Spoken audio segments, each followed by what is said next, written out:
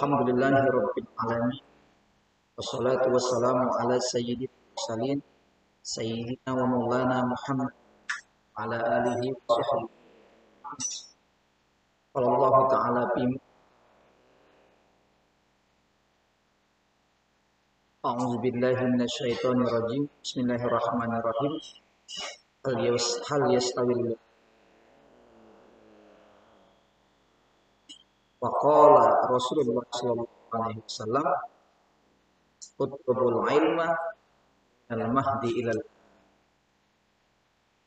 Pertama, mari kita panjatkan syukur kepada Allah Subhanahu wa taala pada pagi kita semuanya dalam keadaan sehat, penuh dengan rahmat taufik hidayah daripada Allah Subhanahu wa taala, sehingga kita semua dapat melaksanakan kewajiban kita, yaitu belajar menuntut untuk bekal masa depan, sebagai bekal untuk kita perbaiki ibadah kita kepada Allah Subhanahu wa taala.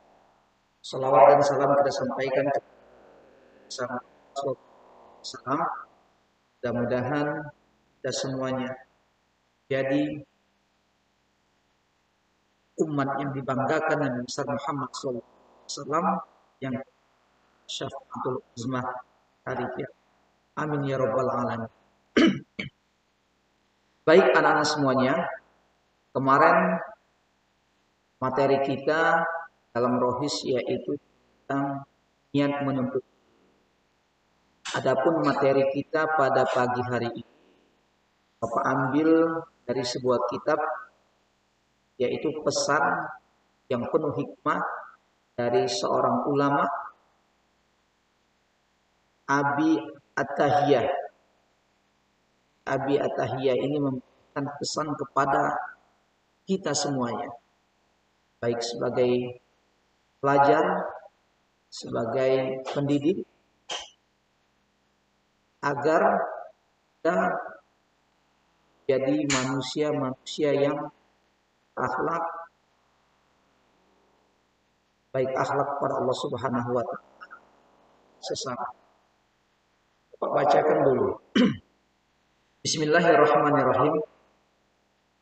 Di Abi At-Tahiyah al-Mutawaffah sanah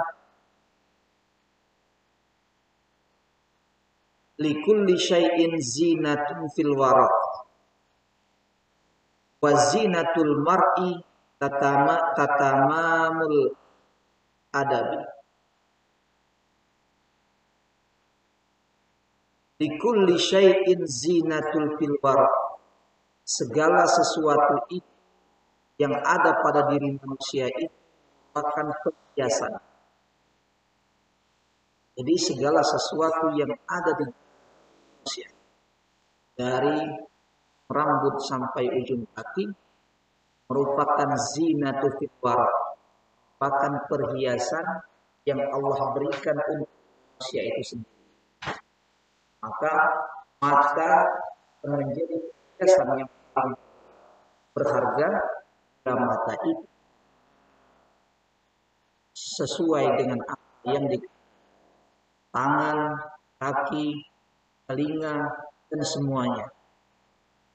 Wazinatul mar'i tamamul adabi, dan perhiasan bagi seseorang yang paling sempurna adalah tamamul adabi, kesempurnaan akhlak, kesempurnaan adab. Artinya apa? Bila seorang pelajar tidak memiliki adab yang baik, tidak memiliki akhlak yang baik, baik itu akhlak yang baik akhlak yang berhubungan dengan sesama manusia tidak dimiliki, maka berarti dalam dirinya tidak ada perhiasan. Ma wahaballahu limri'in batan asyrafu min aqlihi wa min adabihi. Allah tidak memberikan kesempurnaan, kelebihan pada diri seseorang, melainkan kemuliaan pada akal dan adabnya. Oleh karena itu kalau kita lihat di dalam Al-Quran, laqad khalaqnal insana fi ahsani taqwim. Sungguh kata Allah, kami menciptakan manusia itu dengan bentuk yang sempurna. Ahsani taqwim, yang sempurna. Di antara bentuk yang sempurna yang membedakan manusia dengan makhluk adalah aklihi wa adabihi, akalnya, dan kalau akalnya sehat, akalnya digunakan untuk hal-hal yang baik yang disertai dengan adab, maka merupakan satu kemuliaan, satu keutamaan yang Allah berikan seseorang. Kita bersyukur mana akal kita sehat dan adab kita bagus, maka itu merupakan satu karunia yang besar dari Allah Subhanahu. Anak-anak semuanya Bapak perhatikan dalam pelaksanaan sholat ini kaitannya dengan adab kita kepada Allah Subhanahu. Sering Bapak perhatikan masih banyak di antara peserta itu yang sholatnya masih suka main-main, kurang khusyuk, tidak serius, masih dibawa bercanda. Nah ini merupakan adab yang kurang baik, adab yang tidak pantas seorang hamba kepada Allah Subhanahu. Maka perlu kita perbaiki. Jangan sampai hal ini tidak kita perbaiki. Karena bagaimanapun solehnya seseorang, bagaimanapun baiknya pekerjaan, bagaimana tidak dengan maka perbuatan hilang nilainya, tidak ada nilainya dia. Sholat bercanda, sholat tawa-ketawa, tunjukkan seseorang itu adab yang baik. Kemudian Bapak soroti juga tentang adab bicara, kaitannya kepada sesama manusia, sesama pelajar, baik kepada teman. Bapak perhatikan masih banyak peserta didik atau siswa-siswa yang caranya kurang pantas, kurang enak didengar. Caranya masih banyak menggunakan bahasa yang maaf. Sering Bapak perhatikan, sering Bapak dengar di kelas-kelas, ya, saat istirahat, saat jeda, masih banyak di antara kalian menggunakan atau berbicara dengan bahasa-bahasa yang, dan itu menunjukkan kurangnya adab, kurangnya akhlak dalam berbicara. Bukankah Nabi Shallallahu Alaihi Wasallam menjelaskan dalam hadis yang sahih, man kana yu'minu billahi wal yaumil falyakul khairan aw liyasmut. Barang siapa yang beriman kepada Allah atau merasa dia beriman dan kepada hari akhir, nanti ketika di yaumil akhir semua amal manusia itu hanya salah satu. Maka apa perintah Nabi? Falyakun khairan. Kalau bicara yang baik. Kalau bicara yang baik. Auliyasmud, atau kalau tidak bisa bicara baik, ya, jangan sampai bicaraan yang kita keluarkan dari mulut itu cenderung tidak bermanfaat, apalagi melukai perasaan, cenderung ada unsur hina, ngejek, kasar, kotor, maka itu harus dijauhi. Bapak tidak ingin, kita semua guru tidak ingin kalian tidak berakhlak, dan itu cermin dalam ucapan. Jangan sampai dalam ucapan itu masih sering ucapan-ucapan salamatul insan fi hifzil lisan. Selamatnya manusia itu bagaimana cara dia lisannya, mana dia berbicara, mana dia mengucapkan sesuatu. Semua pada akhirnya balik kepada siapa ucap. Maka kaitannya dengan pesan yang disampaikan oleh Ibnu Atiyah ini, maka yang pertama adalah bagaimana seseorang itu menjadikan semua anggota tubuhnya itu sebagai perhiasan. Dan yang paling utama adalah tamamul adab, kesempurnaan adab. Iman adalah fondasi dalam meraungi atau menjalani kehidupan iman.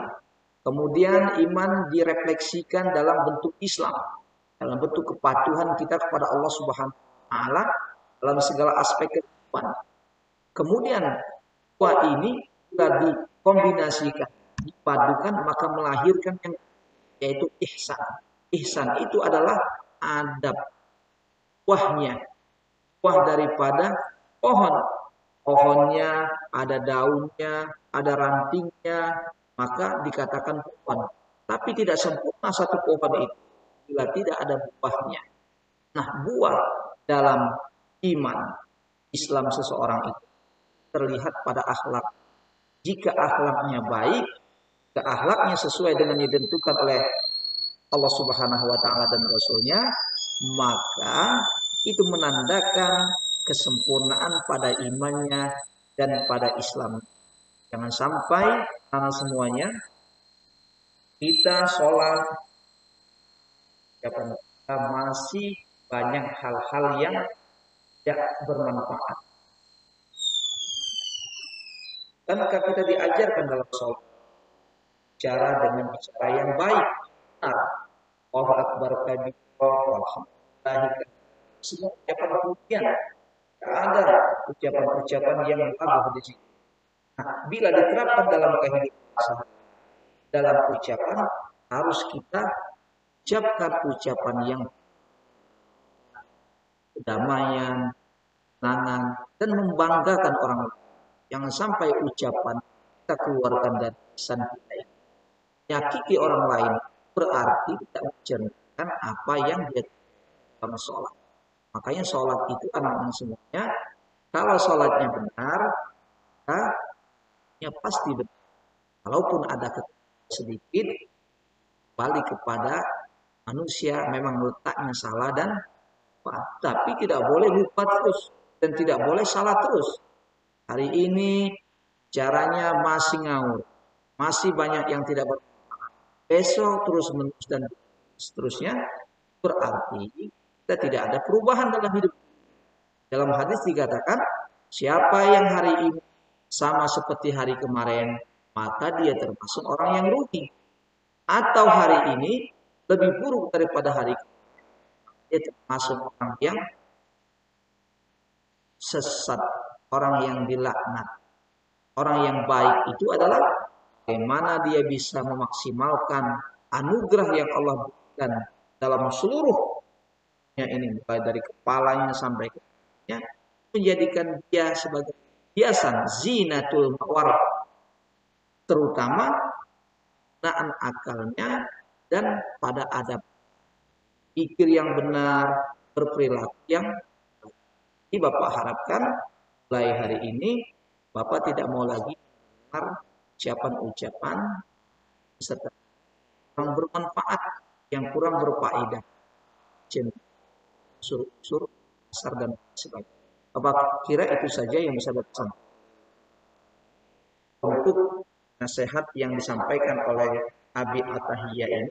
Semua Bapak baca, melainkan yang ini adalah bagaimana kita perilaku adab yang kurang lebihnya minta maaf. Assalamualaikum warahmatullahi wabarakatuh.